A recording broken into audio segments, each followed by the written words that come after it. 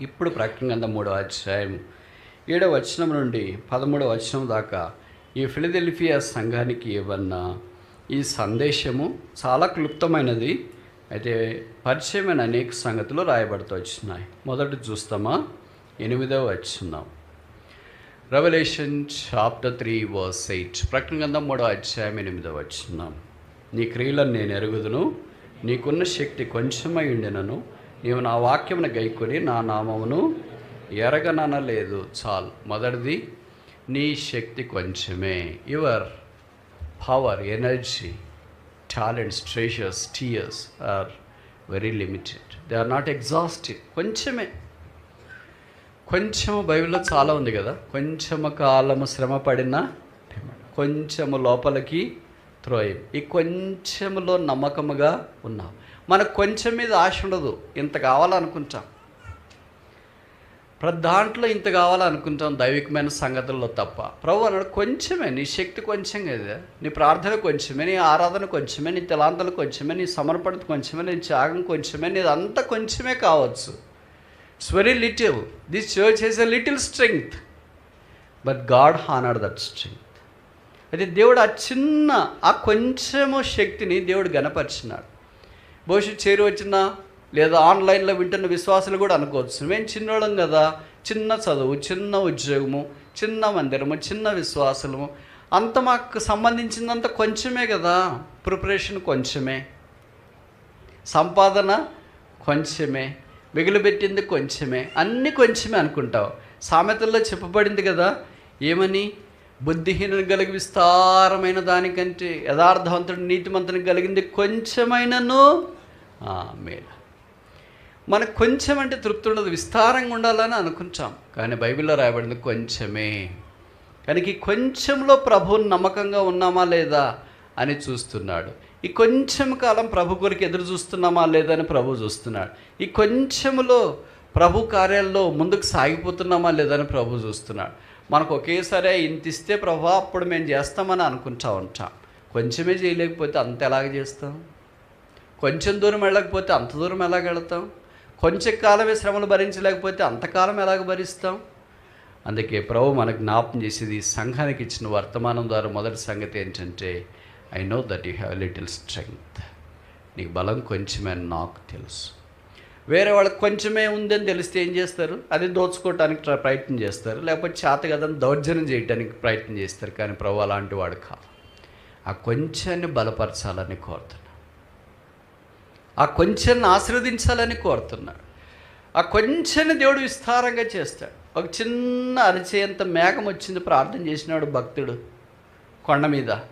ఆ కొంచెం మేఘము విస్తారమైన వర్షాన్ని తీసుకుని వచ్చింది. కనుక ప్రభు మన ఇద్దరి నుండి కొంచెమే కోరుతున్నాడు. ఆ కొంచెంలో నమ్మకంగా ఉన్నామా? ఆ కొంచెం ప్రార్థన చేయగలుగుతున్నామా? ఆ కొంచెం ఆరాధన చేయగలుగుతున్నామా? ఆ కొంచెం సత్యములో ఉన్నామా? ఆ కొంచెము. Faithful church will be starting with a little things. A faithful believer will start with a little things. నమ్మకమైన సంఘము చిన్న విషయాల్లో కొంచెం దాంట్లో నమ్మకంగా ఉన్నట్లు ముందుకు సాగిపోతుంది. చేరి వచ్చిన దేవుని ప్రజలమైన మనం కూడా ప్రభు మనకిచ్చిన కొంచెములో నమ్మకంగా ఉంటూ ముందుకు సాగిపోవాలని కోరబడుతున్నాం. కనుక మొదటిది ఏంటంటే, యూ హ్యావ్ లిటిల్ స్ట్రెంగ్త్. మీకున్న శక్తి కొంచెమే. ఇంకో మాటలో చెప్పాలంటే మనం దీనికి ఒక పేరు పెడదాం, ఇట్స్ ఎ స్మాల్ చర్చ్, చిన్న సంఘం. రెండోది చూస్తామా, ప్రకటన గ్రంథం 3వ అధ్యాయం 8వ వచనం ఆఖరి వరుస. ఇదిగో తలుపుని ఎదుట తీసి ఉంచి ఉన్నాను, దానిని ఎవడును. తలుపు తీయబడిన సంఘం. ఇది అందరికీ ఇవ్వబడిన వర్తమానం కాదు, వీళ్ళకి మాత్రమే ఇవ్వబడిన వర్తమానం అని మనకు తెలుసు. It's a serving church. అందరికి తలుపులు తీయడు, ఎవరు సేవ చేస్తారో వాళ్ళకి ఆయన తలుపులు తీస్తాడు. ఇక్కడ రాశారు కదా, వాళ్ళకి సంఘానికి, ఫిలదెల్ఫియా సంఘానికి ఇచ్చింది. మొదట నేను ఆన్లైన్లో ఈ బ్యానర్ చూసి నాకేమో ఒకటి చెప్పారు, టీం ఇక్కడ బ్యానర్ ఏమో ఒకటి పెట్టారు, ఏంటబ్బా ఇదే అని అనుకున్నా. ఉదయం కూడా ఇక్కడ స్టేజ్ మీద కూర్చున్నప్పుడు అదేంటి పాంప్లెట్లో మళ్ళీ కన్ఫర్మ్ చేసుకున్నా, ఇదేంటి ఒక్కటి కనిపిస్తుంది, నా దగ్గర ఏమో ఒకటి ఉంది, 3:11 అని నాకుంది, ఇక్కడ 3:8 అని ఉంది. అంటే సగం సగమే చదువుతాం కదా. అందుకని ఇప్పుడు పూర్తిగా చదువుదామని పైన చదివితే పైన ఒక హెడ్డింగ్ రాశారు, ఏమంట? సంఘ సంఘ వాగ్దానం మామూలుగా బ్యానర్ కట్టారు కదా, థీమ్ బ్యానర్ కడతారని అనుకున్నా. మనం అనుకునేవన్నీ పొరపాట్లే కదా. సో ప్రభు ఈ సంఘానికి ఏం ఆధిక్యత ఇచ్చినాడంటే, I have set a door open before you, మీ ఎదుట నేను తలుపు తీసి ఉంచున్నాను. అంటే ఇంతదాకా తలుపులు మూయబడ్డాయేమో, ఇత్తడి తలుపులు మూయబడిన తలుపులు, ఇనుప గడియలు మూయబడిన తలుపులు, పేతురికి కూడా తలుపులు మూయబడ్డాయి. ఎవరు ఆ తలుపులు ఇంకా తీయలేరు, చెరసాల్లో లోపలే ఉండిపోయాడు. మనం కూడా అనుకుంటాం, దేవుడు నన్ను మూసేశాడు, నా పరిస్థితి ఇంత చదువుకున్నా మూసేశాడు, ఇంత ప్రయాసపడినా దేవుడు నన్ను మూసేశాడు, నాకు ఏ మార్గం వెళ్తున్నా ఎక్కడ తోచట్లేదు ఏంటి, ఇది నీ పరిస్థితే కాదు నా పరిస్థితి కూడా. This is the situation of every believer seated over here and listening online. అయితే ఒకరికొకరు తేడా, చెట్టుకి తగినంత గాలి ఉంటుంది. మీరు అనుకుంటారు నాకు గాలే లేదు అని, అందరికంటే ఎక్కువ గాలి ఉండదు నాకే. అంటే కష్టాలు, బాధలు, శ్రమలు, పోరాటాలు ఇవన్నీ కనిపిస్తూనే ఉంటాయి. ఇప్పుడు మీకు ఎలాగుంటుందంటే, మీకు శ్రమ వస్తే మీకు సంబంధించే ఉంటుంది. అర్థమవుతుంది నేను చెప్పే మాటలు. మీ భర్త, భార్య, కొడుకు, కూతురు అలాగుంటుంది. నాది అలాగ కాదు. ఎక్కడి నుండో ఫోన్లు చేస్తారు, అక్కడి నుండి ఇక్కడి నుండి, అయ్యో బ్రదర్ మేము ఇలాగున్నామని. చాలా తీవ్రమైన అనారోగ్య పరిస్థితుల్లో ఉన్న కేసులు 10 ఉంటాయి. మీకు తీవ్రమైన అనారోగ్య పరిస్థితుల్లో ఉండే కేసులు ఒకళ్ళు ఇద్దరు తెలిసింటారు. ఇప్పుడు వాళ్ళతో మాట్లాడాలా, వాళ్ళ కొరకు ప్రార్థన చేయాలా, వారి కొరకు ప్రభు కొరకు ముందుకు సాగిపోవటానికి ప్రోత్సహించాలా. ఇలాగ అన్నీ పెరిగేదే ఉంటాయి, కానీ చెట్టు పెరుగుతూ ఉంటే కష్టాలు పెరుగుతూనే ఉంటాయి. అందుకనే బహుశా పెద్ద చెట్టు కాకూడదని అనిపిస్తూ ఉంటుంది. ఇప్పుడు అయిపోయిన తర్వాత ఏం చేస్తాం మరి.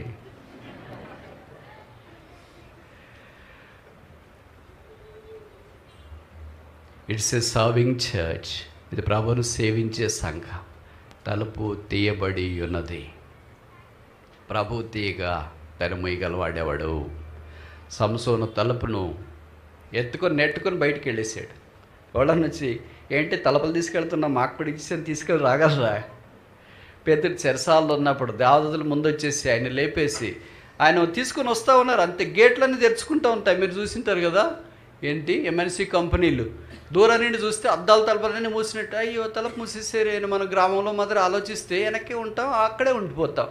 ఈ సిటీలో ఏంటి మూసినారు, అది మూస్తూనే ఉంటారు. మనం లోపలికి వెళ్తూ ఉంటే ఏం చేస్తుంది, స్కాన్ చేస్తుంది, ఎవరో మనుషులు వస్తున్నారని. స్కాన్ చేసిన వెంటనే మనకు తెలియకుండా స్లైడ్ అయిపోతుంది. అబ్బా చాలా కొత్తగా ఉంది. కొత్తలో అలాగే అనుకునేవాళ్ళం పాశ్చాత్య దేశాల్లో, అబ్బా చాలా కొత్తగా ఉంది ఇది, దీనికి ఎలాగ తెలిసింది మనుషులకే తెలియట్లేదు. మనుషులు మనం వెళ్తూ ఉంటే తలుపు తీయాలా సార్ అని అడుగుతాడు, కానీ మిషన్ అలాగ అడగదు.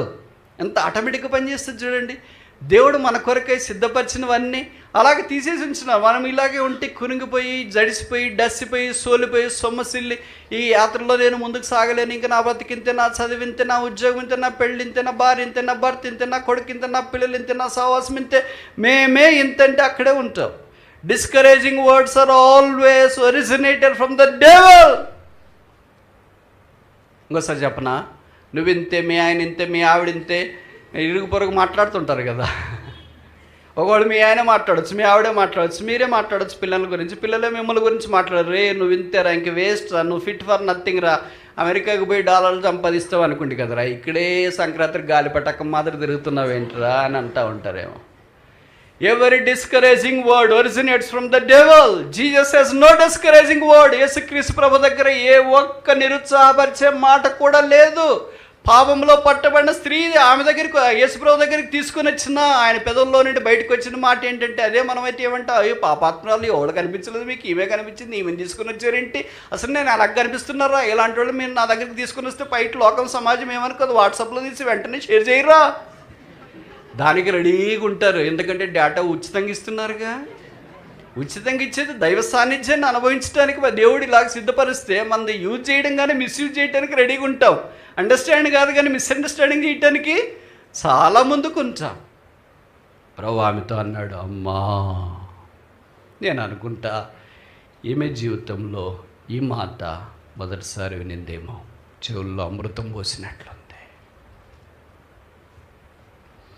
ప్రభు ఎప్పుడు నిరుత్సాహపరిచే మాటలు మాట్లాడు. ఆమెను ఏ ఒక్క వ్యక్తి అయినా, ఇంట్లో వాళ్ళైనా, ఇరుగు పొరుగైనా పొరపాటును కూడా ఆమెతో ఈ సంబోధన చేయలేదేమో. అమ్మా అనేది it's only first person on the earth who can encounter a sinner with a tender heart. దైవ హృదయంతో, సున్నితమైన హృదయంతో, కఠినమైన మానవ హృదయాల్ని తాకేది ఒకే ఒక్కడే, ఆయన పేరే యేసుక్రీస్తు. ఆ మాట కరిగిపోయింది అనుకుంటా. ఎవరినో నాకు శిక్ష విధింపలేదు. ప్రభు అన్నాడు, నేనున్నో. కానీ ప్రభు ఎలాగ సంబోధిస్తాడు సమరయ స్త్రీ? యోహాను సువార్త 4వ అధ్యాయంలో మనం చూస్తాం కదా. ఆయన దగ్గర మాట్లాడటానికి వచ్చింది ఆమె. అయ్యా అయ్యా అండి. ప్రభు ఏమన్నాడు? అమ్మా. ప్రభు మాటలు తన తల్లి 9 నెలలు మోసి పరిశుద్ధాత్మ దేవుని ద్వారా గర్భవతి అయిన తర్వాత బయటికి ప్రభు వారిని తీసుకుని వచ్చిన తల్లిని ఏ తాత్పర్యంతో సంబోధించినాడు. With the same intensity, same tone, same texture, same fabric and same thing. అలాగనే ఈ స్త్రీలను కూడా సంబోధించినట్లు బైబిల్ పండితుల యొక్క అభిప్రాయం. యేసు ప్రభు వారి శిలువ మీద ఉన్నప్పుడు తల్లి వైపు చూచి చెప్పిన సంగతి మనకు తెలుసు కదా. అమ్మా, ఇదిగో నీ కుమారుడు. ఏ నోరైతే అమ్మా అని పాపాత్మురాలైన స్త్రీని పిలిచిందో అదే నోరే శిలువలో తల్లిని అమ్మా అని పిలిచింది. ఏ నోరైతే సమరయ స్త్రీని అమ్మా అని పిలిచిందో అదే నోరే శిలువలో యేసు ప్రభు తన తల్లిని అమ్మా అని పిలిచింది. ఏ నోరైతే మగ్దలేని మరియా నా ప్రభుని ఎవరో ఎత్తుకుని పోయారని సమాధి దగ్గర ఏడుస్తూ పరితాపిస్తూ ఉంటుండగా అమ్మా అని పిలిచిందో అదే నోరే యేసు ప్రభు తన తల్లిని కూడా అమ్మా అని పిలిచింది. అందుకే ప్రభు మనకు జ్ఞాపం చేసే సంగతి ఏంటంటే, ఆయన ద్వారం తెరవగా మొయ్యగలవాడు ఎవడు లేడు. ఆయన తెరుస్తాడు, ఆయన సమయంలో తెరుస్తాడు. మనకి ఆయనకి పోరాటం ఏంటంటే, మనం ఇప్పుడే తెరవమంట. ఆయన పెద్దానికి సమయం ఉంది అంట. పెళ్ళైన వెంటనే పిల్లలు కావాలంటే ఎలాగా? 9 నెలలు కావాలి కదా. కోడి కొనిన వెంటనే గుడ్డు పెట్టాలంటే ఎలాగా? గుడ్డు బయటకు వచ్చిన వెంటనే గుడ్డు పిల్ల కావాలంటే ఎలాగా? దానికి 21 రోజు పొదగాలిగా. అమావాస్య అయిపోయిన వెంటనే పౌర్ణం కావాలంటే ఎలాగా? 15 రోజులు జరగాలిగా. పగలు వచ్చిన వెంటనే రాత్రి కావాలంటే ఎలాగా? 12 గంటలు జరగాలిగా. ఈ వేసవికాలం వచ్చిన వెంటనే చలికాలం రావాలంటే ఎలాగా? రాదుగా. వర్షాకాలం రావాలిగా. అన్ని ప్రతిదానికి టైం ఉంది. అందుకే ప్రసంగి 3వ అధ్యాయంలో మానవ జీవితంలో మహాజ్ఞాని అయిన సొలొమోను రాశాడు, ప్రతిదానికి సమయము, ఎవ్రీథింగ్ హ్యాస్ టైం. మనం ఆ సమయం కొరకు ఎదురు చూడము. అందుకే 3:11 చెప్పాడు, దేని కాలమంతా చక్కగా ఉండనట్లు ఆయన సమస్తమును నియమించి ఉన్నాడు. ప్రభు సమయం కొరకు ఎదురు చూస్తే ఎంత బాగుంది. ఆయన దగ్గర టైం ఉంది.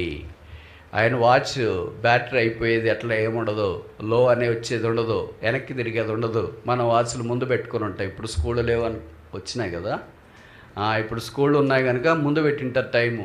వాడు ఉదయం లేచిన వెంటనే కొడుకు చెప్తా ఉంటారు, రే 8 అయిందిరా. నాకు తెలుసులే అమ్మా, నువ్వు ముందు పెట్టేసావు కదా దాన్ని. విచిత్రం ఏమో తెలుసా, మీరు వాంతోనే టైం ముందు పెట్టించింటారు.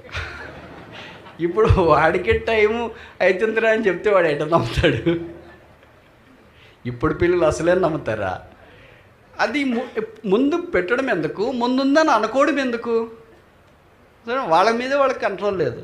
అయ్యో అట్లయితే బ్రదర్ పిల్లలు రెడీ అవుతారంటే మేము రెడీ. వాడికి తెలుసు కదా ముందుందని, నీకు కూడా తెలుసు ముందుందని. ఇంకెందుకు దాన్ని పెట్టుకోవడం? God's clock can never be 1 minute late, can never be 1 minute early. మీకు తెలుసో తెలియదు ఇది ఎలా సాధ్యమని. మరి భారతదేశంలో రైల్వేలు కానీ బస్సులు కానీ మనం చూస్తాం కదా, ఊరికే టైం ఇచ్చింటారు 2 నిమిషాలు అంటే. ఆలస్యం అంటే కనీసం అర్ధగంట ఆలస్యంగా ఉంటుంది. అర్ధగంట అలాగే నడుస్తూ ఉంటుంది, కొన్నిసార్లు ఎక్కువ అవుతాయి. 250 దేశాల్లో ఒకే ఒక దేశం మాత్రం ఆలస్యంలో చాలా కాల పరిమితి లేదా కాలాన్ని బట్టి జరిగించే దేశం. ఆ దేశం ఆలస్యం అంటే 26 సెకండ్లు. అంటే నాట్ ఈవెన్ హాఫ్ మినిట్, సగ నిమిషం కూడా కాదు. ఆ దేశం పేరే చెప్పా. బస్సులు కానీ ట్రైన్లు కానీ ఫ్లైట్లు కానీ ఏదైనా ఆలస్యము అని అంటే 26 సెకండ్స్. మనకు 26 సెకండ్సా? చూడు, మీరు ఊహించండి, ఒక్క దేశమే టైంను అలాగ మాడిఫై చేసుకుని వాడుకోగలిగితే దేవుని సంగతి ఏంటి మరి? ఇప్పుడు దేవుడు ఆలస్యం చేస్తాడు చెప్పండి? ఒక దేశం 26 సెకండ్స్ కంటే ఎక్కువ ఆలస్యం చేయట్లేదు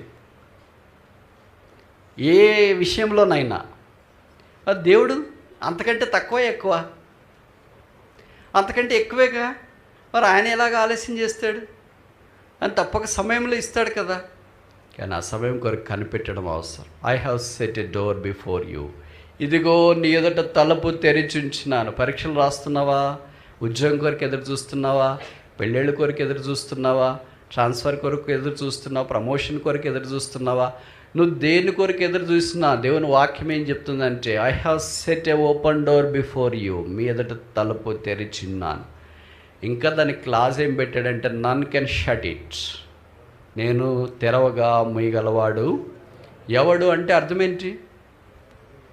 ఎవడు అంటే అర్థం ఏంటి? When there is a question, what does it mean? It means that there is నన్.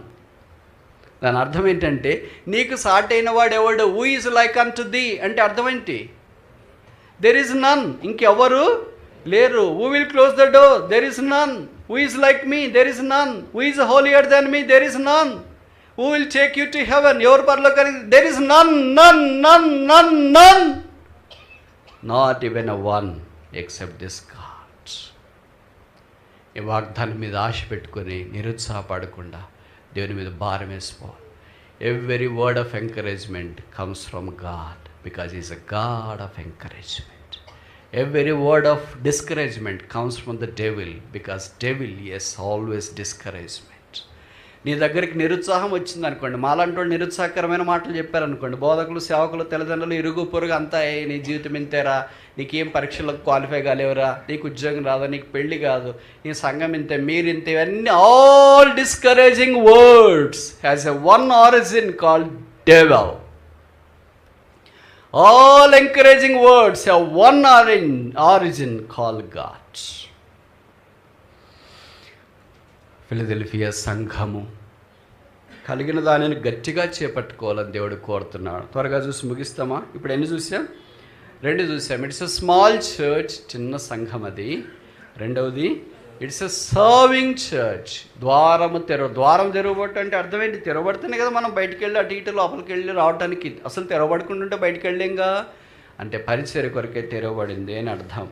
ఈ ఫిలదెల్ఫియాకు కూడా తెరవబడిన ద్వారాలు దేవుడు ఉంచగా, ఫిలదెల్ఫియా సంఘం దేవుడి కొరకు ముందుకు సాగిపోనట్లు సహాయం చేయలేని మనం ప్రార్థన చేస్తాం. మూడవది 10వ వచనం, రెవల్యూషన్ చాప్టర్ 3 verse 10.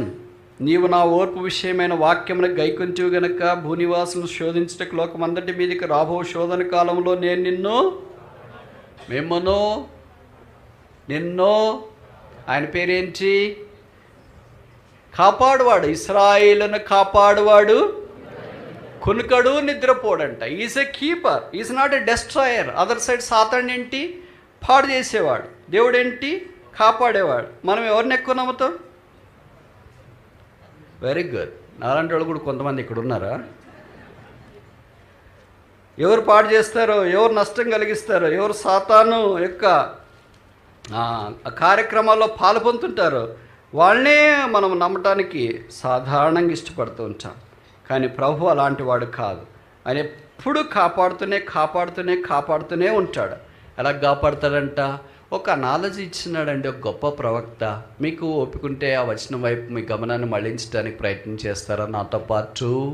యెషయా గ్రంథం 31:5. Book of Isaiah chapter 31 verse 5. యెషయా 31:5.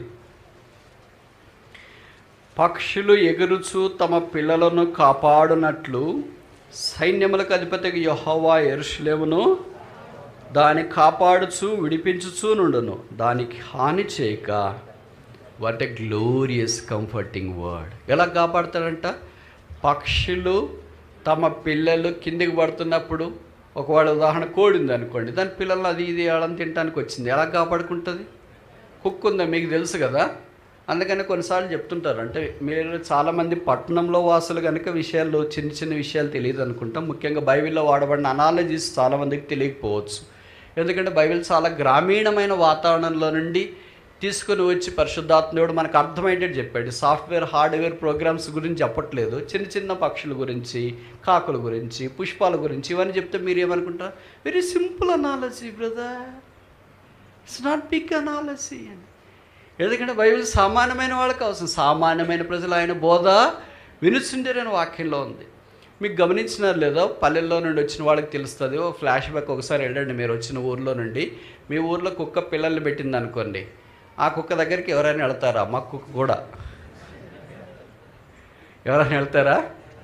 ఎవరు వెళ్ళరు. మీ ఊర్లో కోడి పిల్లలు పెట్టింది అనుకోండి, ఆ కోడి దగ్గరికి ఎవరైనా వెళ్తారా? ఎవరు వెళ్ళరు. బైబిల్లో రాయబడింది, సింహము తన పిల్లల దగ్గరికి ఏది రానిదంట. వాటికి పిల్లలంటే అంత అల్లారు ముద్దు. మనం అనుకుంటున్న ఆ పిల్లడు నాకు చాలా ముద్దు, కాకపిల్ల కాకి ముద్దు కదా, నీకు ముద్దుగా ఉన్న కానప్పుడే జంతువులకే ముద్దు. వాటికి ఎంత ఫెరోషియస్నెస్ ఉంటుందంటే వాటి పిల్లల్ని కాపాడుకోవటానికి. నాదొక చిన్న పల్లెటూరు, మా ఇంట్లో కూడా కోళ్ళు ఉండేవి, ఇప్పుడు లేవనుకో. పక్కన వాళ్ళ ఇంట్లో ఉండేవి. ఒక కోడి అది కనీసం 24 పిల్లలు పెట్టేది. అంటే గుడ్లు పెట్టిన తర్వాత పొదిగిస్తే ఎన్ని గుడ్లు వేసినా అన్ని పొదిగించేది. దానికి ఏం కెపాసిటీనో ఎక్కడుందో ఏమో, దాని బ్రీడ్ అన్న దొరికితే బాగుండు అని అనిపిస్తుంది. చచ్చిపోయింది అది.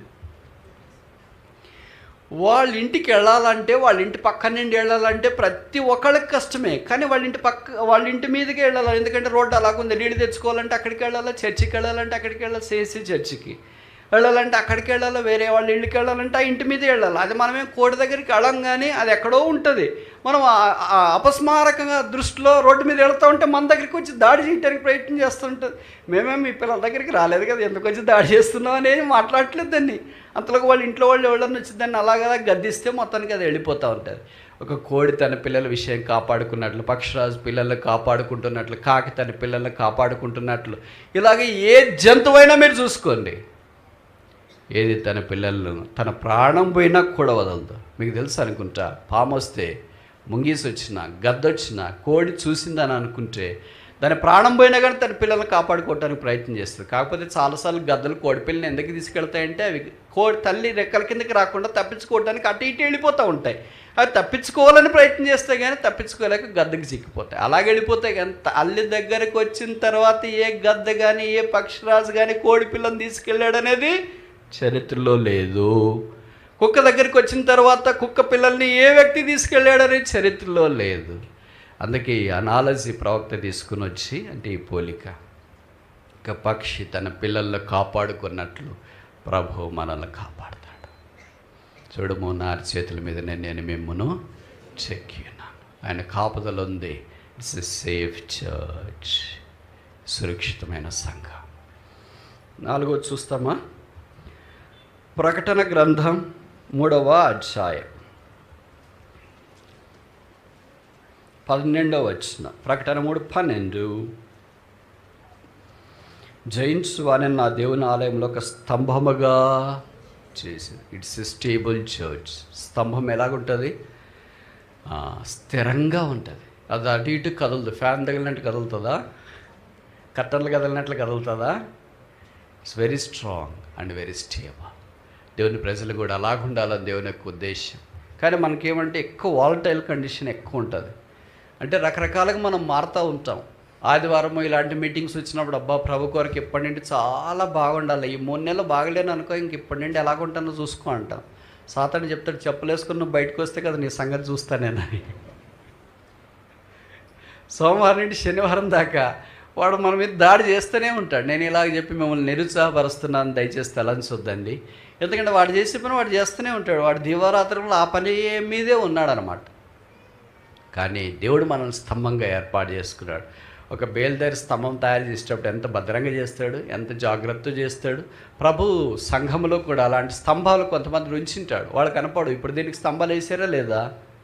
బహుశా పైన రేకులు వేసింటే స్తంభాలు బలంగా వేసిండకపోవచ్చు. రేకులు లేకపోతే స్లాబ్ ఉంటే మాత్రం ఖచ్చితంగా బలంగా స్తంభాలు ఉంటాయి, లోపల ఉంటాయి, కనబడుకోకుండా ఉంటాయి. కానీ అది అవసరం. గాలి వచ్చినా, వర్షం వచ్చినా, ఏమొచ్చినా అది చెదరకుండా. కొంతమంది అలాంటి విశ్వాసులు ప్రభుకున్నారు ఆయా సంఘాల్లో. వారి శేషం, వారిని బట్టే సంఘాలు కాపాడబడుతున్నాయి, భద్రంగా ఉన్నాయి. వారి కష్టాల్లో, ఇబ్బందుల్లో, బాధలో, వేదనలో, కృంగిన సమయంలో దే ఆర్ లైక్ ఏ స్తంభాలు, పిల్లర్స్. ఈ స్తంభం అనే మాట పరిశుద్ధాత్ముడు మొదట ఎక్కడి నుండి తీసుకుని వచ్చాడు తెలుసా? నేను ఇలాగ చెప్తే తప్ప. ఆదికాండం 28వ అధ్యాయంలో యాకోబు పారుగెత్తిపోతున్నప్పుడు రాత్రి బేతేల్లో ఒక రాయి తీసుకొని తలగడగా చేసుకొని నిద్రపోతున్నప్పుడు ఆయనకు ఒక కళ వచ్చింది. ఆ కళలో నిచ్చెన కనిపించింది. దేవదూతలు ఎక్కుచు దిగుచూ ఉన్నారు. ఆ తలగడగా చేసుకున్న రాతిని ఆయన తీసి ఉదయకాలం తెల్లవారుజామున అన్నాడు, this stone shall be a pillar. ఈ తలగడగా చేయకున్న రాయి pillow shall be pillar. Who will convert a pillow into pillar? ఎవరు తలదిండును స్తంభముగా మార్చగలరు? Only God can do that. అందుకే సొలొమోను దినాల్లో కూడా మందిరం కట్టేటప్పుడు 2 స్తంభాలు వచ్చినట్లు మనం గమనిస్తూ ఉంటాం. అలాగే స్తంభాలు కొత్త నిబంధనలో కూడా మనం చూస్తున్నాం. సంఘమునకు సత్యము స్తంభమును ఆధారమునై ఉన్నది. 5వ దాకా చూసి ముగిస్తామా? ప్రకటన గ్రంథం 3వ అధ్యాయం 12వ వచనం మధ్య వరుస. ఇక మీదటి ఎన్నటికి వెలుపటికి అందులో నుండి వారు అందులో నుండి అంటే సంఘంలో ఉండే వారు ఎన్నడూ వెలుపలికి పోరు. వెలుపలికి పోవట్లేదంటే అర్థం ఏంటి? Satisfied church. వెలుపలికి పోతున్నారంటే అర్థం ఏంటి? వాళ్ళకి ఆ భోజనం నచ్చలేదు, అందుకే కేఎఫ్సీకి వెళ్తున్నారు, మెక్డొనాల్డ్కి వెళ్తున్నారు, ఇంకెక్కడిక్కడే వెళ్తున్నారు అని అర్థం. So every believer is satisfied by the passers Jesus he's laid for all of us. మన కొరకే ప్రభు సిద్ధపరిచిన ఆ పచ్చిక బయళ్ళలో మనం తృప్తి చెందిన వారమైంది. గొర్రెలు పచ్చిక బయలు చూసిన తర్వాత బయట ఎండిన గడ్డిని చూస్తే పోవు. పశువులు పచ్చిక బయలు చూసిన తర్వాత బయట ఎండిన గడ్డిని చూస్తే పోవు. కానీ పచ్చిక బయలును వదిలేసి ఎండిన గడ్డి దగ్గరికి పోతున్నాయంటే ఈ గొర్రెలేనా పశువులేనా అని అర్థం. నేను వచ్చు వరకు నీకు కలిగిన దానిని గట్టిగా పట్టుకొనము, ఇదిగో నేను త్వరగా వచ్చున్నాను. ఈ సంఘానికి 5 విశిష్ట లక్షణాలు చూసాం. మొదటిది ఏంటి? ఇట్స్ ఎ స్మాల్ చర్చ్, ఇది చిన్న సంఘం. రెండవది ఏంటి? ఇట్స్ ఏ సర్వింగ్ చర్చ్, ప్రభువును సేవించే సంఘం. మూడవది ఏంటి? ఇట్స్ ఏ సేఫ్ చర్చ్, అది దేవుని కాపుదల కలిగిన సంఘం. నాలుగవది ఏంటి? ఇట్స్ ఏ స్టేబుల్ చర్చ్, ఇది స్థిరమైన సంఘం. ఐదవది ఆఖరిది ఇట్స్ ఏ సాటిస్ఫైడ్ చర్చ్, అది సంతృప్తి కలిగిన సంఘం. చేరి వచ్చిన దేవుని ప్రజలమైన మనము, ఆన్లైన్లో ఉన్నవాళ్ళు ఇలాంటి అనుభవంలో ఉండాలని దేవుని యొక్క ఉద్దేశం. దేవుడి ఫిలదెల్ఫియా సంఘాన్ని మనల్ని కూడా అలాగూ సిద్ధపరిచి ఆయన మనకు అనుగ్రహించిన దాన్ని గట్టిగా చేపట్టుకొని ఆయన రాకడ కొరకు ఎదురు చూసినట్లు సహాయం చేయను గాక.